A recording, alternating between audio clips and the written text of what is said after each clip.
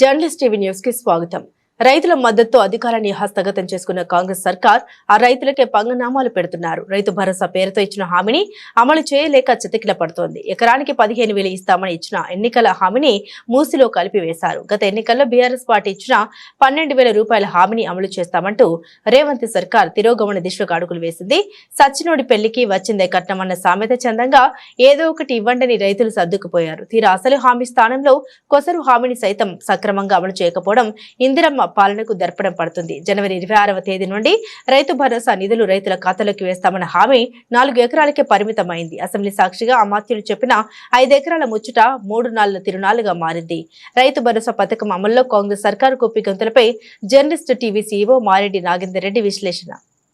రాష్ట్రంలో కాంగ్రెస్ ప్రభుత్వం అధికారంలోకి రావడానికి దశ దిశ నిర్దేశం చేసిన రైతన్నల విషయంలో కాంగ్రెస్ సర్కార్ మీనమేషాలు ఎక్కిస్తుంది.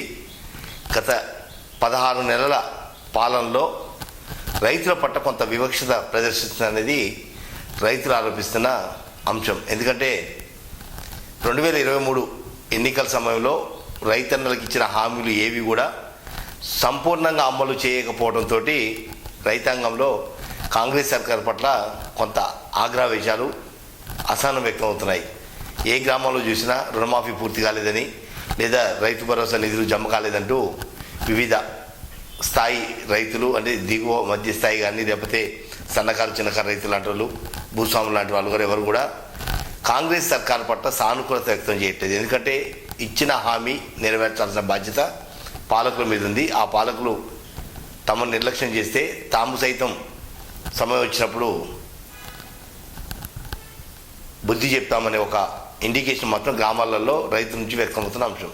అయితే తాజాగా జనవరి 26వ తేదీన ఆర్భాటంగా ప్రారంభించిన రైతు భరోసా పథకం నేటికి కూడా రైతుల ఖాతాలో నిధులు జమ కాకపోవడం నిజంగా కాంగ్రెస్ ప్రభుత్వ నిర్లక్ష్యాన్ని మరొక్కసారి ప్రదర్శిస్తుందని చెప్పవచ్చు. ఎందుకంటే జనవరి 26వ తేదీన ఏదైతే కొన్ని గ్రామాలు పైలట్ ప్రాజెక్టుగా గ్రామాలను ఎంపిక చేసి ఆ గ్రామాలకు పూర్తి స్థాయిలో రైతు భరోసా నిధులు జమ చేశారు. ఆ తర్వాత ఒకరోజు తప్పించి మరొక రోజు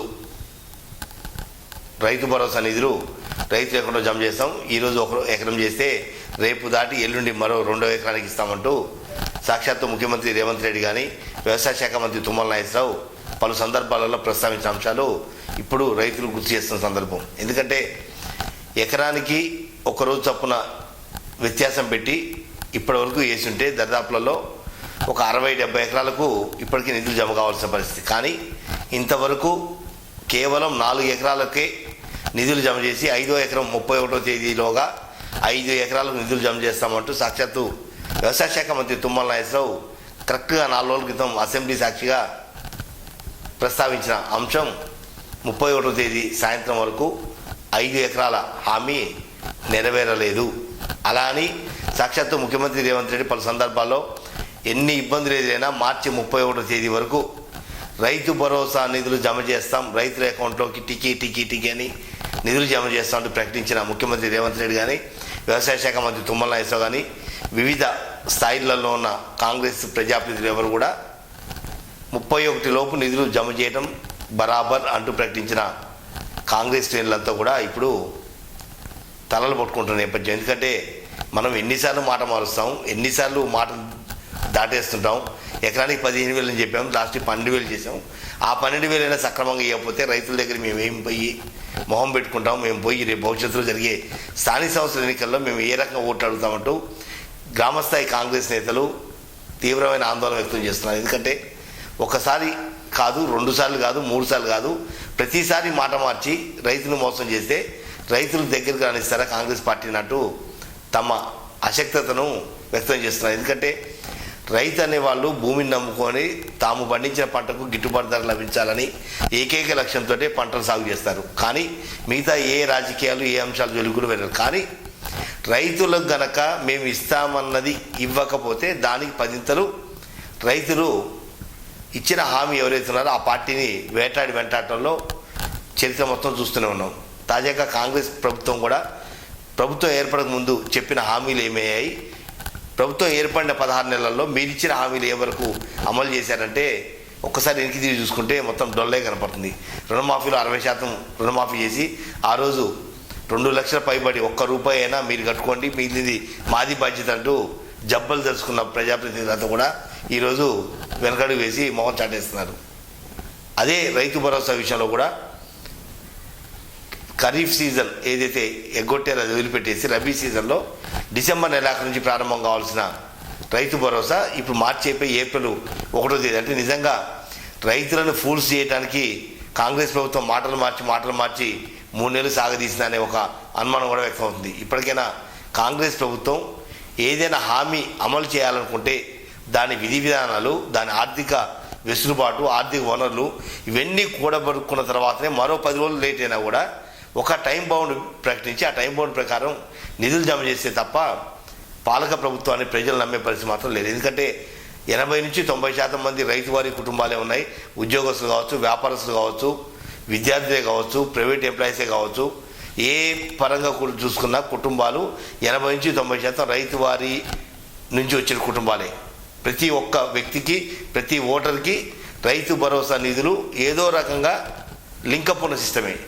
అటువంటి ఇన్ని వర్గాల ప్రజల్ని మోసం చేస్తూ మార్చి 31 వరకు నిధులు జమ చేసి రైతు భరోసా నిధులు పూర్తి చేస్తామని చెప్పిన ముఖ్యమంత్రి రేవంత్ రెడ్డి కానీ వ్యవసాయ శాఖ మంత్రి తుమ్మల నాగేశ్వరరావు మాటలు నీటి మూటలు కానీ మిగిలిపోయాయి.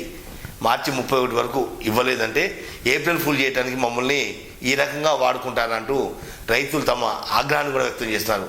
ఇప్పటికైనా కాంగ్రెస్ ప్రభుత్వం, ముఖ్యమంత్రి రేవంత్ రెడ్డి కావచ్చు లేదా మంత్రివర్గ సహచరులు కావచ్చు, ఒక పథకం అమలు చేసే ముందు ఏదైనా లోటుపాట్లు మంచి చెడు ఆలోచించుకుని అవసరమైతే ఇంకొక 10 రోజులు 15 రోజులు ఇంకొక నెల పోస్ట్పోన్ చేసి హామీని పూర్తిగా అమలు చేయాలి తప్ప ఇలా డొంక తిరుగు మాటలు లేదా కప్పదాటి వ్యవహారాలు ఈరోజు ఇస్తాం రేపు ఇస్తాం అంటూ 2 నెలలు దాదాపు జనవరి 26 అంటే ఈరోజు మార్చి 1వ తేదీ అంటే 62 రోజుల నుంచి ఏదో రకంగా మాయ చేసుకుని వస్తున్నారు తప్ప 60 రోజుల పేరు మీద 30 ఎకరాలకైనా రైతు భరోసా నిధులు జమ చేయాల్సిన బాధ్యత కాంగ్రెస్ ప్రభుత్వం మీద ఉంది.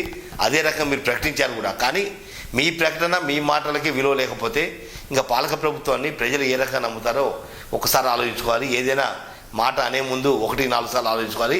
మాట జారిన తర్వాత తిరిగి ఆ మాట వెనక్కి రాదు. కాబట్టి ఇప్పటికైనా కాంగ్రెస్ ప్రభుత్వం ఇప్పటికే చాలా తప్పులు చేస్తూ ప్రజలకు దూరం అవుతున్న నేపథ్యంలో ఇక భవిష్యత్తులో మిగిలిన 3-4 సంవత్సరాలలోనైనా తాము అమలు చేసే పథకాల విధి విధానాలు, మంచి చెడు, ఆర్థిక వనరులు ఇవన్నీ ఆలోచించుకొని మరో 6 నెలలు పొడిగించుకోండి ఆ పథకాన్ని. అంతే తప్ప ఇస్తామంటూ ఆశ చూపించి తీరా ఇచ్చే ముందు మరో తిరకాసుని పెట్టుకుంటూ ఇలా టైంపాస్ చేయడం రైతు భరోసా విషయంలో కావచ్చు, రుణమాఫీ విషయంలో కావచ్చు, ఈ 2 విషయాలలో రైతులని పూర్తిగా నట్టేయడం ఉంచి రైతులను నమ్మించి మోసం చేసిన దాంట్లో ఈ 2 పథకాలు 100% కనపడుతున్నాయి. ఎందుకంటే రైతు రుణమాఫీ విషయాలలో ఆ రోజు ప్రతి రైతుకు 2 లక్షలు అన్నారు, దాన్ని మాట మార్చారు. ప్రతి కుటుంబానికి 2 లక్షలు అన్నారు, మాట మార్చారు. మళ్ళీ వైట్ రేషన్ కార్డు అన్నారు, మాట మార్చారు. ఇప్పుడు 2 లక్షల పైన మాకు సంబంధం లేదు, 2 లక్షల లోపు అంటూ కూడా మళ్ళీ మాటలు మార్చి కొంతమందికి 1,20,000 ఉంది, కొంతమంది 1,30,000 ఉంది. కుటుంబం మొత్తంలో ఏ ఒక్కరికి రుణమాఫీ చేసినా కూడా ప్రభుత్వానికి ఇంత వ్యతిరేకత రాకపోతుంది. కానీ మీరు చెప్పిన మాటల్ని మాట మార్చి మాట దాటివేసి మీరు ప్రజలు మోసం చేస్తున్నారు. కాబట్టి ఇది ఎంతవరకైనా మంచి పద్ధతి అయితే కాదు. దాంతోపాటుగా రైతు భరోసా ఫస్ట్ 15,000 అన్నారు, తర్వాత పండుగలు చేశారు. ఇప్పుడు 6 నెలలు అంటూ టైంపాస్ చేస్తున్నారు. కాబట్టి ఇప్పటికైనా కాంగ్రెస్ ప్రభుత్వం పూర్తి స్థాయిలో వాస్తవాలు పరిశీలించి రైతులకు అన్యాయం చేయకుండా చూడాల్సిన బాధ్యత ఎంతైనా ఉంది.